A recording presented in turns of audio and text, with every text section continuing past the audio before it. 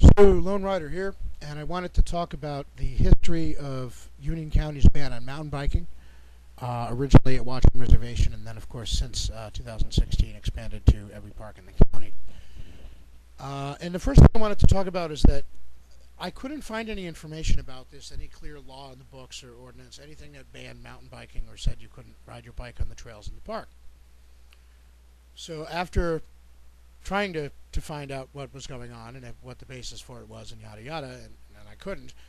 I filed a series of Open Public Record Act requests with Union County, basically saying what's the legislation that bans mountain biking, when was it enacted, any trail studies or documentation of the problems it was purporting to solve, the minutes of the meetings at which it was passed, notice published to the citizenry, commentary from the citizenry, etc.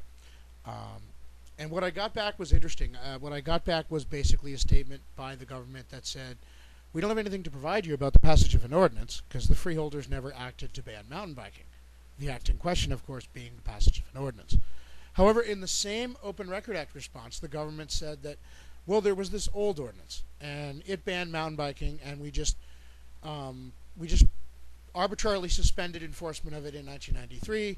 And then after a bunch of problems with mountain biking, which of course they never had documentation of, they decided to simply arbitrarily resume the ban in 95 because this was all done sort of off the books and arbitrarily. There was no paper trail and there's nothing to provide you. Sorry. However, the same government person, ironically, who wrote that Open Record Act response, Daniel Bernier of the Parks Department, authored a mountain biking white paper. And in the mountain biking white paper, he stated that mountain biking in Watchung, this was the opening sentence, so it had to be pretty significant. The opening sentence of the mountain biking white paper, written in 1995, contemporaneous with the ban, was that mountain biking at Watchung Reservation had dramatically increased over the last 5 years. Now that would put it in a dramatic increase going back to 1989 at a minimum. And who knows how much longer prior to that mountain biking was actually ongoing. So from that, it's quite clear there was no policy in place to forbid mountain biking or prevent it, at least as of 1989. Now, the white paper gets more explicit, where later on they talk about what they did regarding mountain biking in 1993. And they specifically say they considered banning mountain biking in 1993, but decided not to. Now, if they were considering banning it in 1993, it wasn't already banned, and therefore there was no ban to arbitrarily suspend. Now, it gets a little even more confusing. The same government, the same Union County government, stated in a NJ.com article sometime later that mountain biking was allowed from 94 through 95. So, wait a minute. Was it 94 through 95, or was it 93 through 95, or was it not banned as of 93, according to the mountain biking white paper, or was it not banned as of at least 1989, also according to the mountain biking white paper? Basically, we have so many things going on here, it's really impossible to keep any of this straight without a score chart.